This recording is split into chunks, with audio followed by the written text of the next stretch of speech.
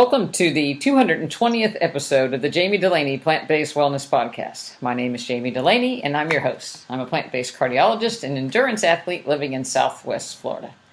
Recently, I attended the International Conference on Nutrition and Medicine at Washington, D.C., and I was joined by my favorite dietitian and partner in crime, Addie Majnaric, and she is here today to join me to talk about it. So welcome, Addie.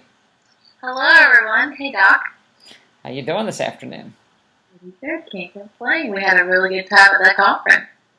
Yes, we did. And today is August the 5th, and we're day 5 into the August birthday month wellness challenge, and things are going great. People are posting right and left. Yes, first day for those movement minute check-ins is today, so every Monday. And we're seeing a lot of different activities from CrossFit to yoga to Zumba to running to biking. So it's really cool to see all the things that people are doing to celebrate movement and their health this month with us. Yeah, so that's great. So still not too late to join. If you'd like to join in our wellness challenge, you can hop on over to drdulaney.com, DoctorDulaney.com. Click over to the resources page and sign up, and we'll send you a shirt with a logo on it, and you can log your movement every Monday. Yes. So join in on the fun. And there's a great video up on the website that Addie did as well. So all the nitty-gritty is there, so join in the fun. Everybody is really getting active. We're seeing people from all over the country and on vacation and everything else, so it's great. Yeah. So back to the conference in Washington, D.C. It was great. I guess the start of it all was getting back together with my best friend from college and medical school, Crystl Whitmire, and her husband, Bill, who joined us there. Crystl is a neurosurgeon in Harrisonburg, Virginia, and she called me up several months ago and said that her cholesterol was starting to go up, and what should she do about it? And we talked about plant-based nutrition, and she and her husband, Bill, have a big garden, and they grow a lot and can a lot, and so it wasn't a very hard jump to go plant-based, and they're transitioning, and so they decided to join us at the conference to learn more. And it was really, really great. Since 1985 that I've sat beside my med school pal. So it was really funny to have a neurosurgeon who is, everything's fixed with a scalpel, and a cardiologist that most things are fixed with a catheter, joined to learn how to fix things with a spatula. Yes, no, I think they really enjoyed it, and she even went back and kind of already started digging into her own community and talking to people about plant-based nutrition and helping optimize their health with their fork. Yes. And, when people travel, they often get bent out of shape a little bit about where they're going to eat and what kind of food they're going to eat. And we had wonderful food. The conference itself provided breakfast and lunch, which was great. Lots of flavors, different ethnic foods to try. It was just really good, filling, well organized. I can't say enough about the food at the conference. I thought they did a fabulous job. But we also walked miles every day. It was pretty good. I think we averaged like 15,000 steps, even though we spent 7 or 8 hours in a conference walking. We ran before and ran around our monuments that we always like to walk, but or run around, and then we walked to restaurants, and my favorite was flour chop. Some great different spices and sauces put together.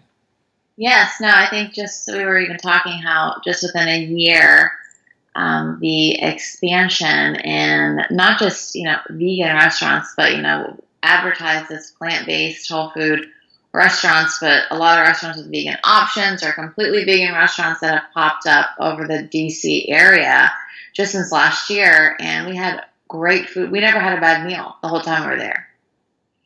No, it was really, really good. So, we used Happy Cow, but you can go on just local restaurant. You can just Google in local vegan restaurants and pull up menus. So it's really, really easy, and then just Google map it into walking. So we enjoyed walking around our, 4 or 5 mile radius every day. Yeah. So we got our steps in and got good food. Yeah, definitely. A nice variety of food, too, I thought. Yeah. That was everything. So let's get into the conference. We'll certainly not hit everything, but certainly some highlights.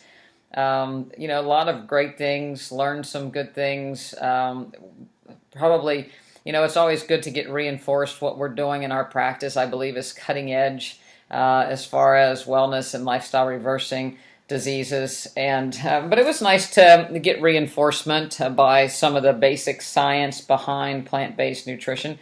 The first speaker was a cardiologist from Harvard, Paul Reidker, and like most academic physicians, and big universities, there was a lot of backing by big pharma. Most of the people had a pretty good list of who they have, who they are current working. But he presented a very nice talk on the role of inflammation in cardiovascular disease.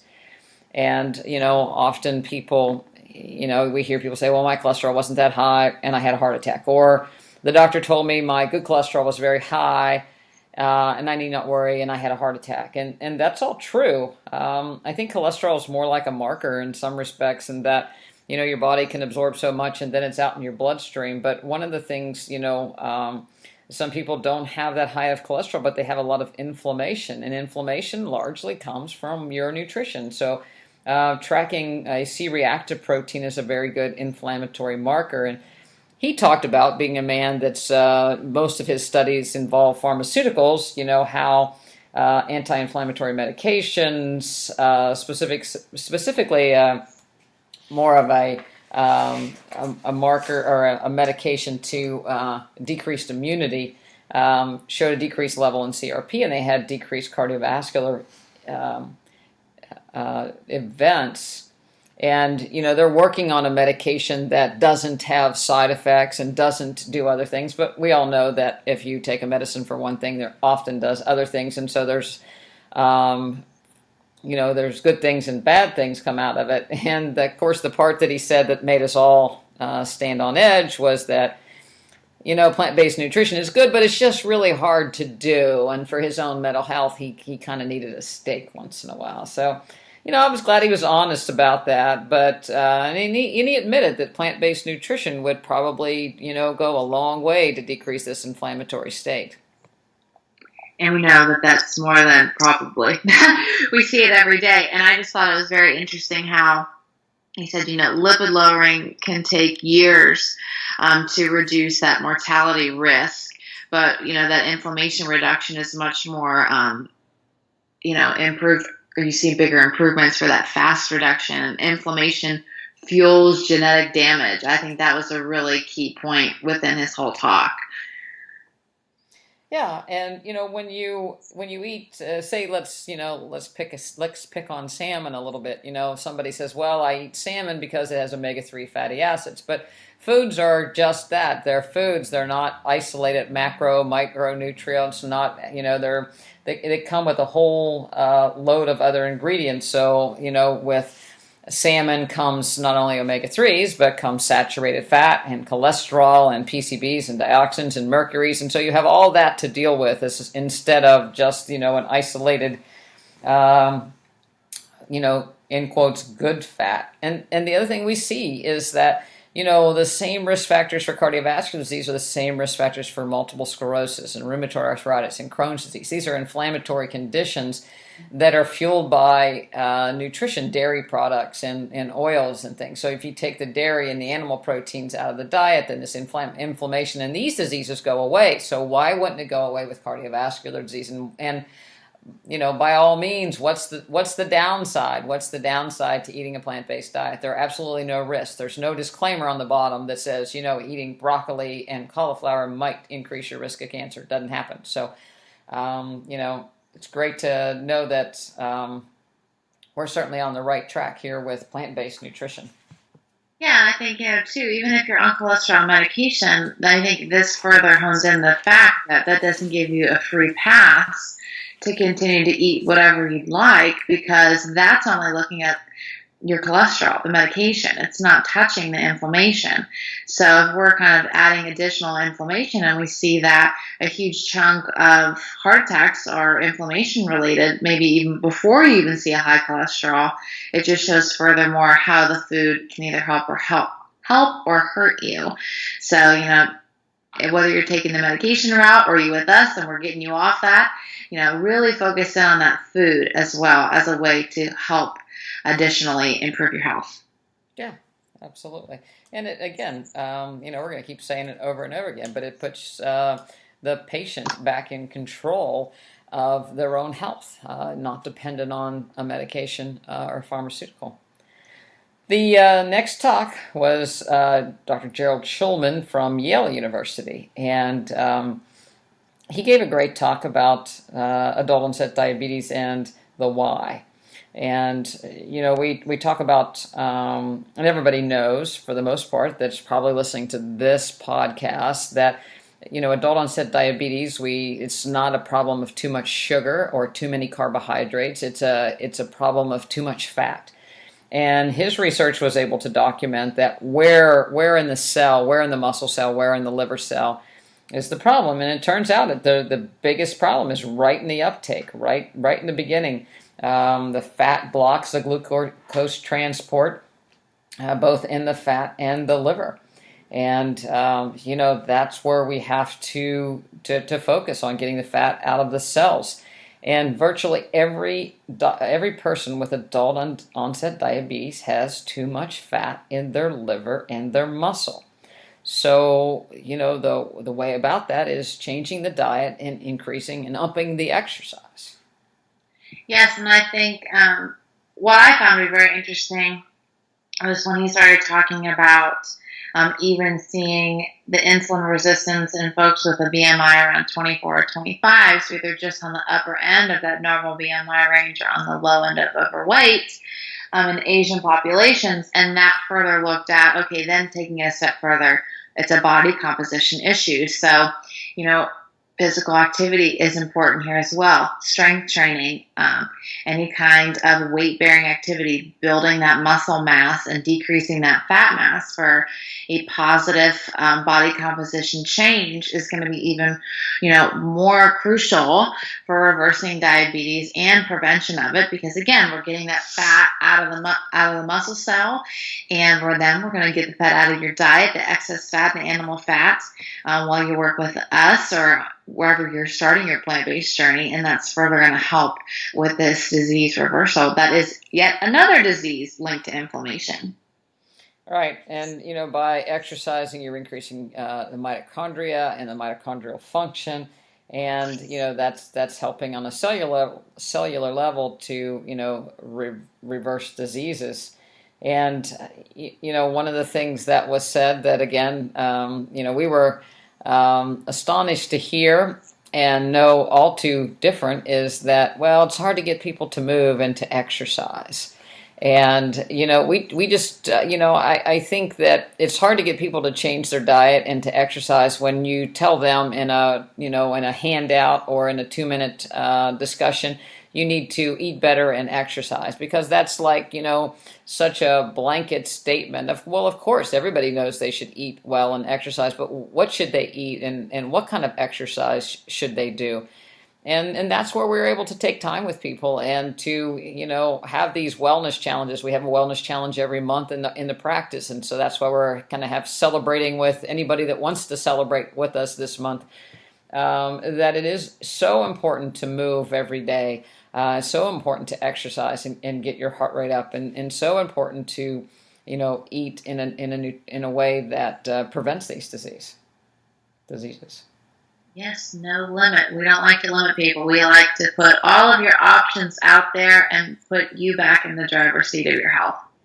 Yeah, and then Kit Falk-Peterson was another presenter and talked about even though the brain function and the ability of mitochondrial in the neurons with diabetes. So it's not only a problem with the skeletal muscle and liver, but diabetes affects neuron function and again increases the risk of dementia. So this is this is not a benign disease, and whether you're glucose intolerant or borderline diabetic or have full-blown adult on diabetes, these down the road risk factors are all there, and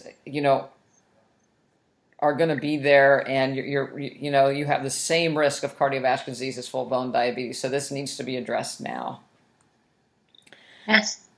And then, the other takeaway that I always give the talk that I have terrible genes. My mother has terrible genes. My grandmother died at 56 of diabetes and heart failure. My grandfather died of heart disease. Diabetes is everywhere in the family. So I know that if I were to have genetic testing, that I have a predilection to get diabetes.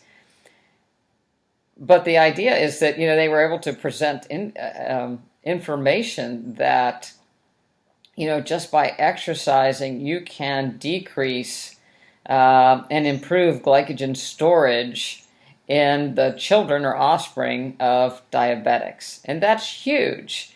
Just a single bout of exercise increases the glycogen synthesis. So, the idea is that your liver and your muscles are either going to burn glucose for energy or we're going to store it. And it tends to be a storage problem because the glucose can't get in. So just exercising is going to burn this off enough to let this glycogen storage improve. And, you can really fend off diabetes even if you have a strong family history. Yes, or you can succumb to the 40% risk that you get with just a parent having type 2 diabetes. Your risk is up by 40%. So you, again, can be in the driver's seat. Yeah, and, if we look at the mechanism again, if you have fat in the muscle cells and the liver cells, then basically your body's putting out a lot of extra insulin to try to drive the glucose into the cell. And that, if you think about where the liver sits in proximity to the pancreas, it's right there. So the liver sees a tremendous amount of insulin, so it is really affected early on with this high insulin levels, seen with people with insulin resistance. So, that's again plant-based nutrition to try to get a handle on this. One of my favorite lectures, Sean Heshmi, on kidney disease. I thought that his lecture was excellent. More people die of kidney disease than breast cancer and prostate cancer combined, yet people can't feel their kidney disease coming on until they've lost greater than 50% of their kidney function. Yeah, and 14% of the population has kidney disease. And that, again, these conditions we were talking about earlier, diabetes and hypertension, are the leading reasons why people are developing chronic kidney disease later in life with, instead of reversing those, letting them further continue and then developing yet another disease that we think we can just kind of mask by dialysis. But, I thought it was astonishing. 1 in 5 people a year die while they're on dialysis. Yep, it's not a pleasant thing. Typically, dialysis is 3 days a week for about 4 hours. Some people do dialysis at home overnight, peritoneal dialysis, but typically the day after dialysis, people are left washed out, very fatigued, nauseated, dizzy, and so they recover just in time to get dialysis again. So it's not really the lifestyle that you want. And the other thing that happens is that most people with end-stage renal disease end up dying of cardiovascular disease because you can't clear the calcium that you're taking in. We always worry about, or people ask you where you're going to get your calcium, where you're going to get your calcium. The question in renal disease is, what are you going to do with your calcium? Because you can't really regulate it very well, and so you're not getting rid of it through the urine. You're not getting rid of the excess through the stool. It's being deposited in the tissues, and if it's deposited in your heart valve, then that leads to valvular heart disease and and coronaries, the coronary artery disease, brain dementia. So this calcium that we think that we need a lot of actually becomes very dangerous, as does phosphorus. in the setting of kidney disease. And like we said, the two biggest risks for kidney disease is hypertension and diabetes. And diabetes or in hypertension, one of the biggest problems is sodium.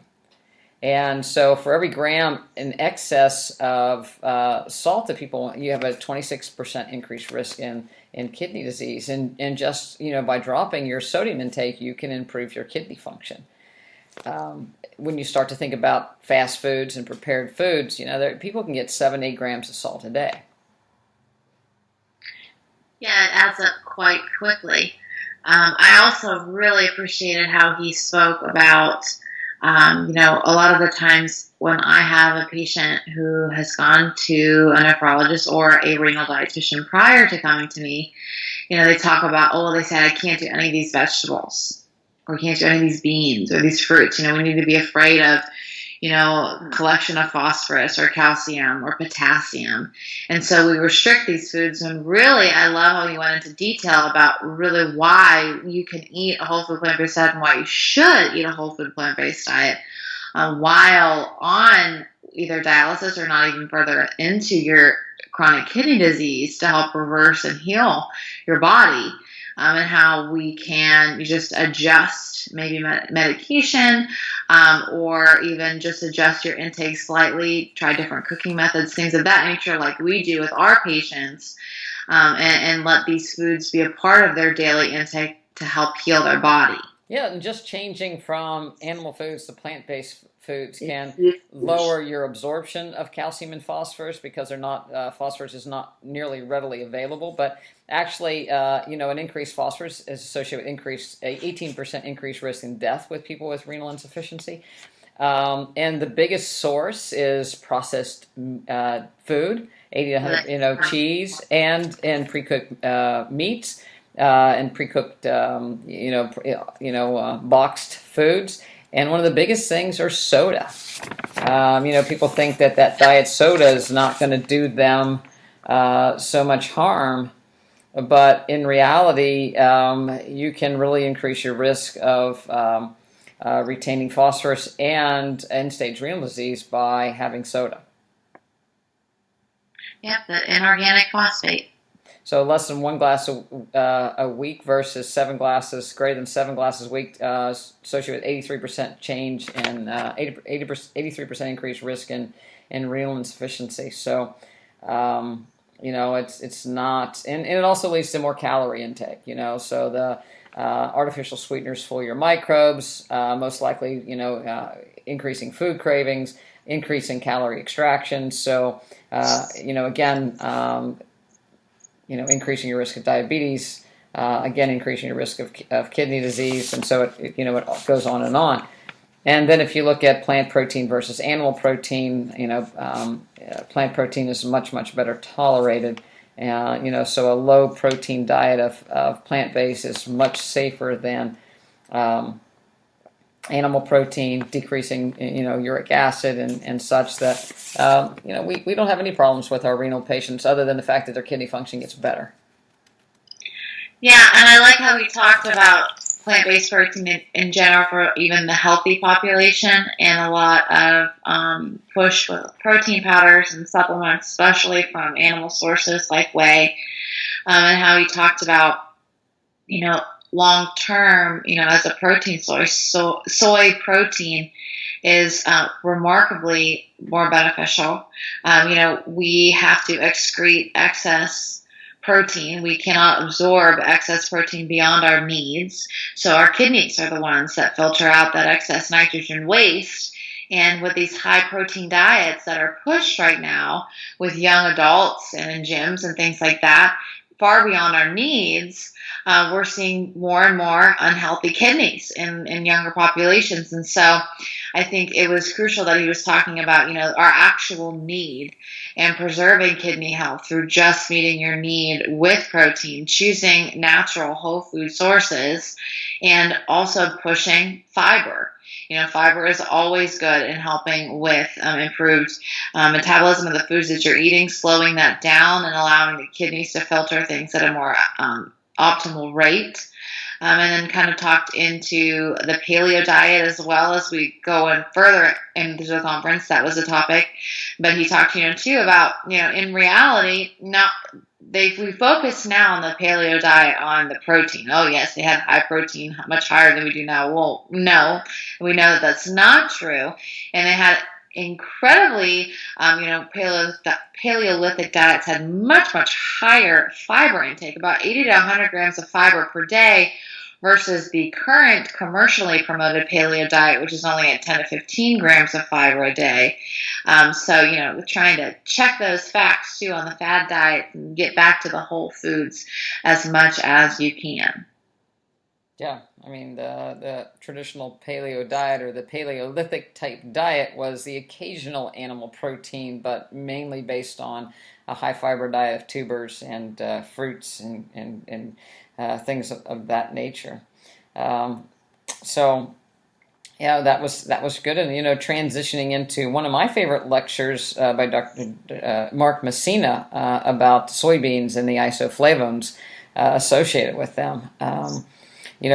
40 milligrams a day is 40 milligrams per day is great. 1 cup of soy milk, 25 grams.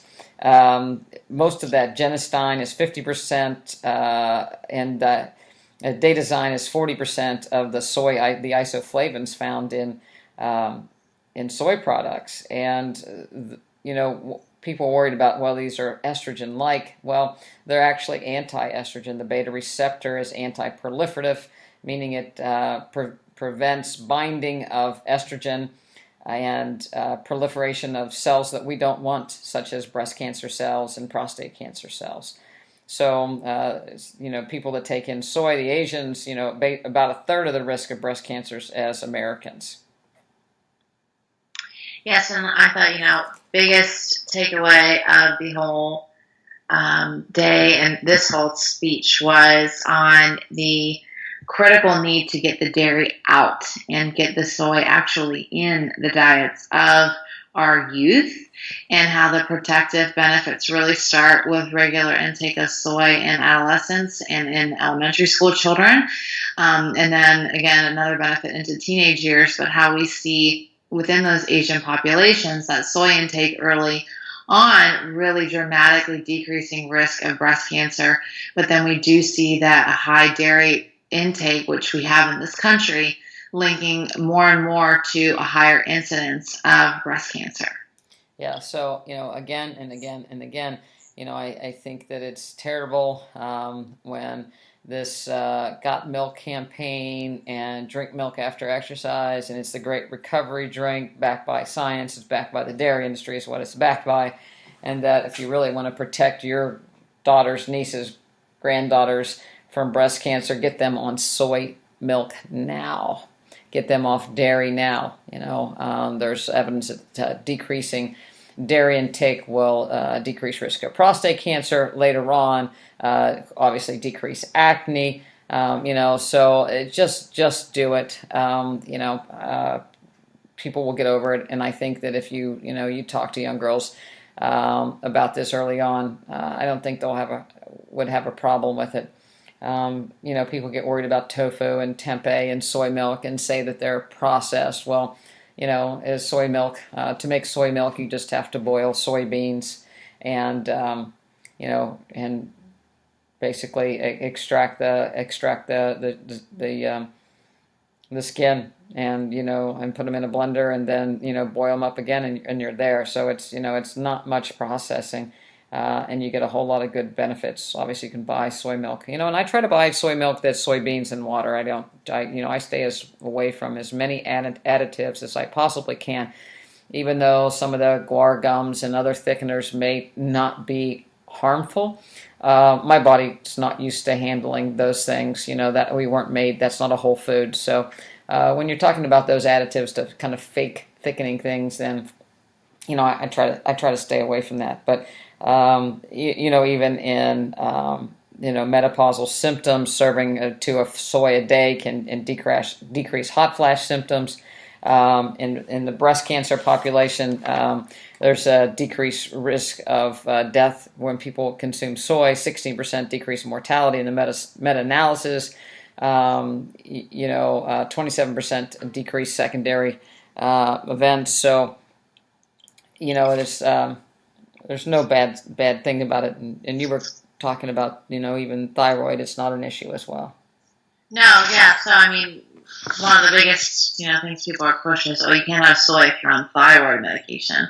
Well, we know that, and they said here within studies they've seen that really that's not the case.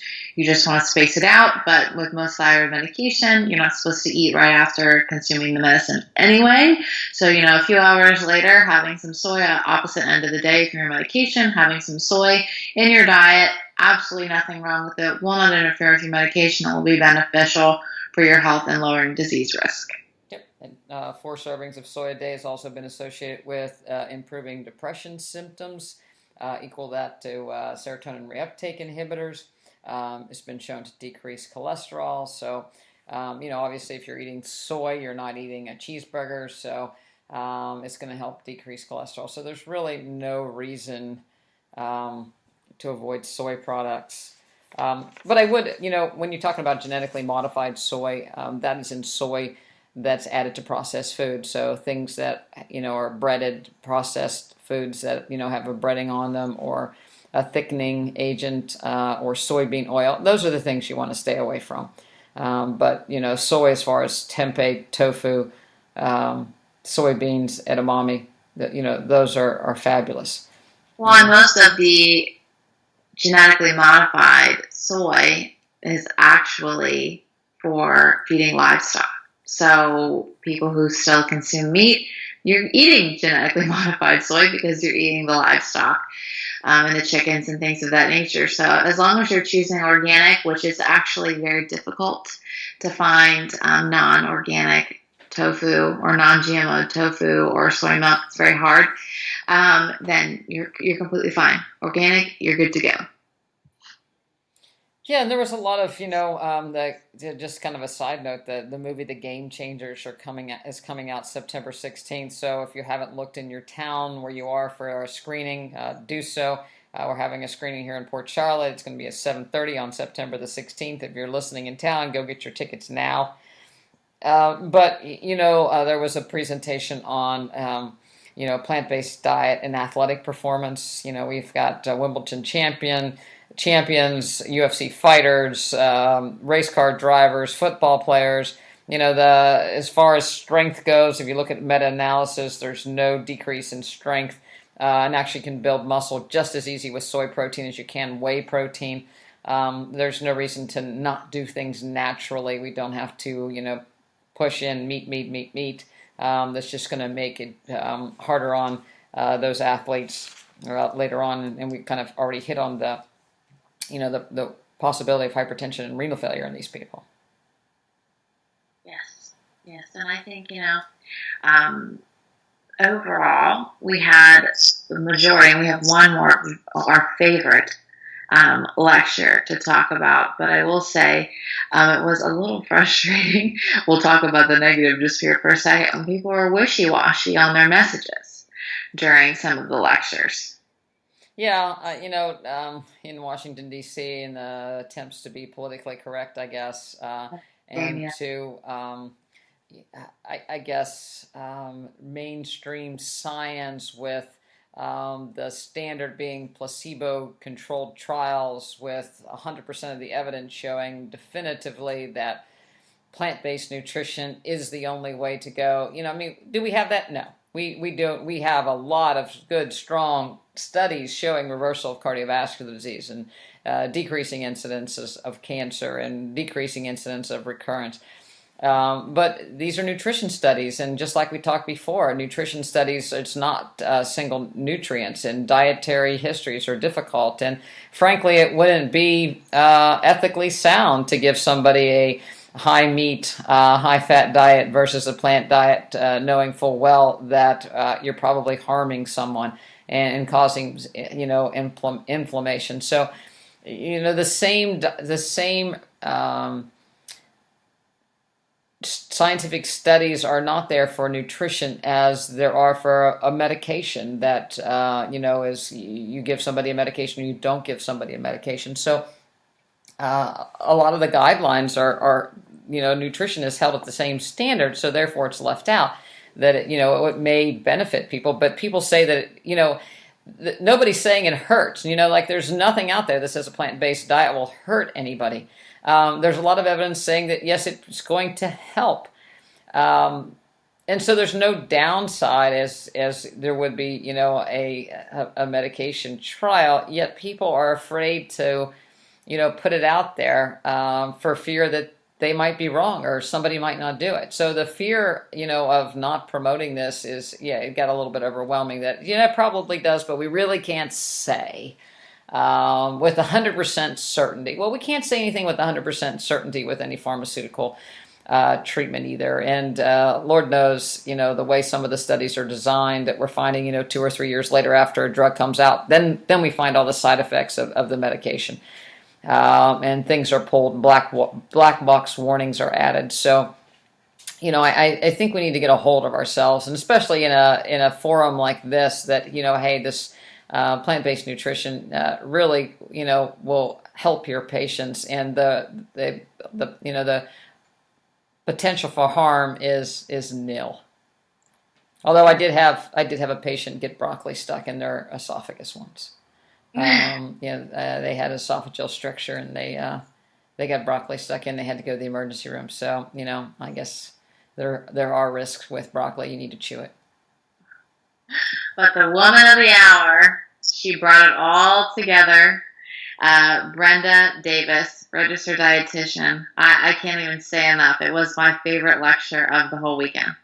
It was everybody's favorite lecture of the whole weekend. She was the only one that got 100% yelling, screaming, standing ovation because she got up and said it like it was.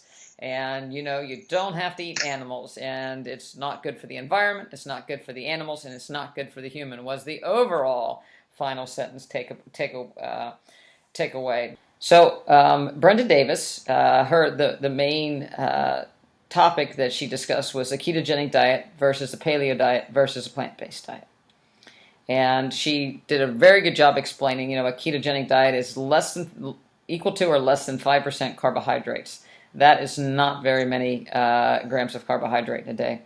And a paleo is about 20% carbohydrates.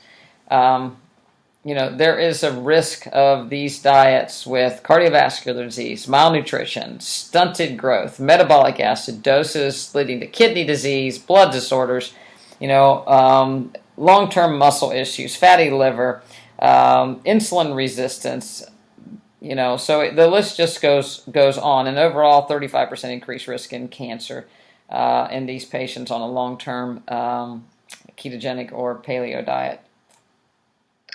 Yes, and she went into detail looking at the studies and how, short-term, yes, with ketogenic you may have a little bit of weight loss, but long-term you're seeing absolutely no benefit in insulin resistance, hemoglobin A1C, blood lipid levels that you do with a plant-based diet. Long-term benefits far outweigh the quick fix that is not even a true fix. It's a little bit of a faux improvement in maybe some blood glucose people may have noted, or in quick weight loss, but long-term negative health effects are happening with these high-fat, low-carbohydrate diets. How most of our cells rely on glucose for energy systems, and when we're depriving that, we're depriving a state of ketosis that we try to avoid with our diabetic patients.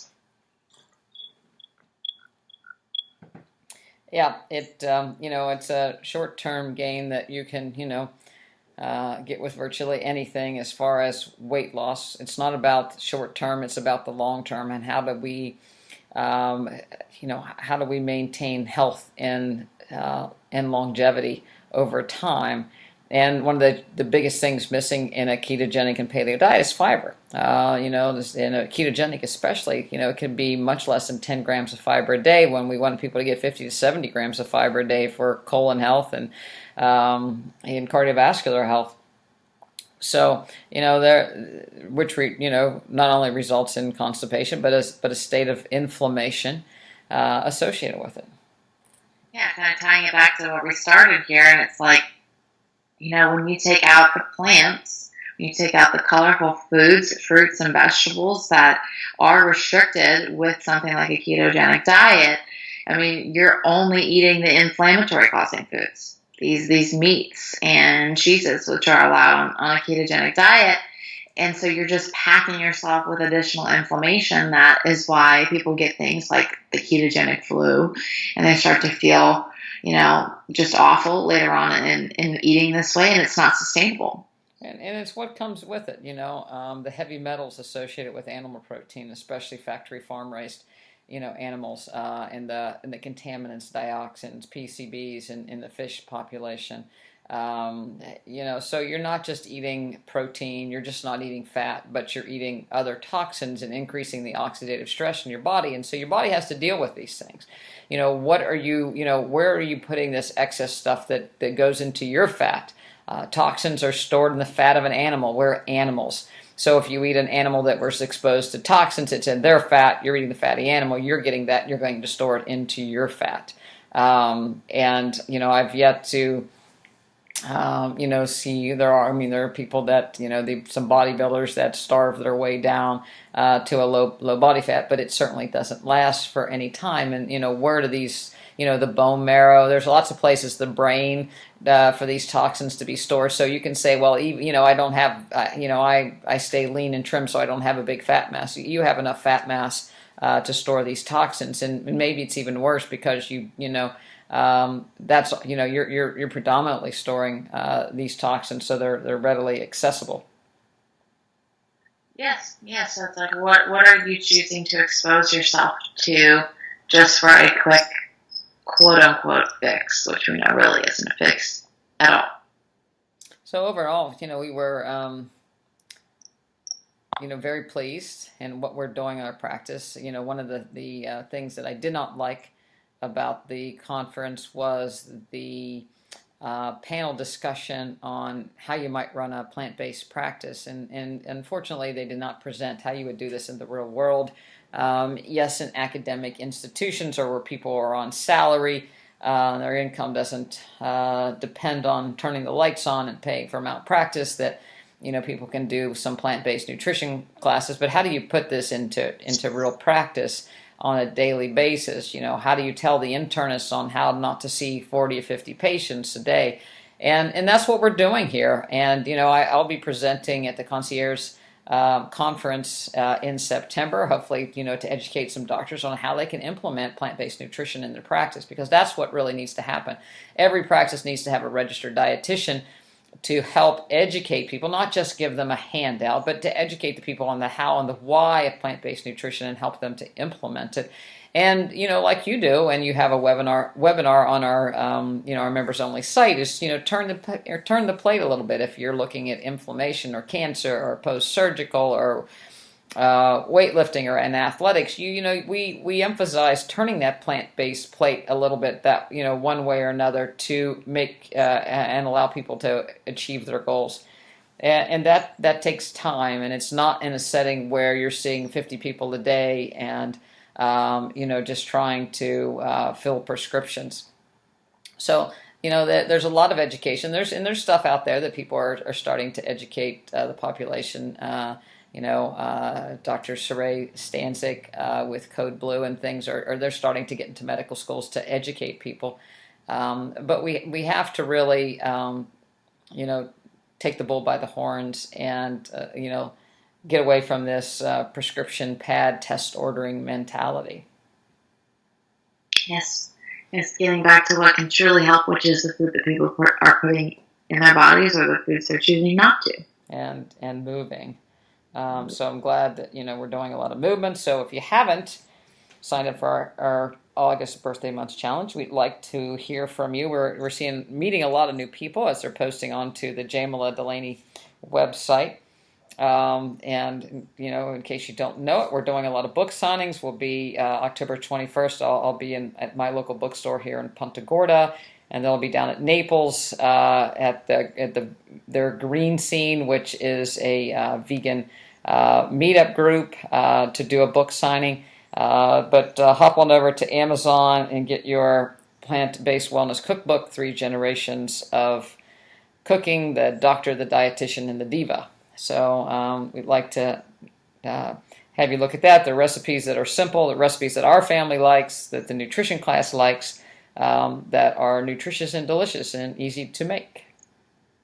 Yes, and I'll be here at the local Sprouts doing some food demos with, easy ingredients you can pick up there, and some book signings here as well. So multiple places to meet one of the Dulaneys. Here, and here for you is Houston. Yes. In case they can't see you in the big state of Texas. Yes. So it's all good. We had a great conference, and we'll keep at it. And if you all have any questions, please hop on over to info@drdulaney.com or Jami or Addie at drdulaney.com. We'd love to hear from you. Keep doing what you're doing. Keep posting your exercise minutes, your movement minutes, and keep eating Plant Strong. And happy early birthday to our doc. Oh, thank you. You're welcome. Can't wait to see how you all continue to move for the rest of the month. Yep, because I'm posting my challenges too, because I am right in the thick of things with Ironman Chattanooga training, so that'll be into September. And then Addie, you have a half marathon in the fall? Yeah, October, Houston half in October, and then the Houston full in January. So we are in the thick of it. Yes, so come join us. So one of these marathons, Addie will be running. We'll be in Houston as well. I'll be running the Austin Marathon. We'll be doing the Sacramento, California International Marathon. So look us up, follow with us, and get your movement on, get your Plant Strong movement on. All right, have a good week. Have a good week, everyone. Thank you.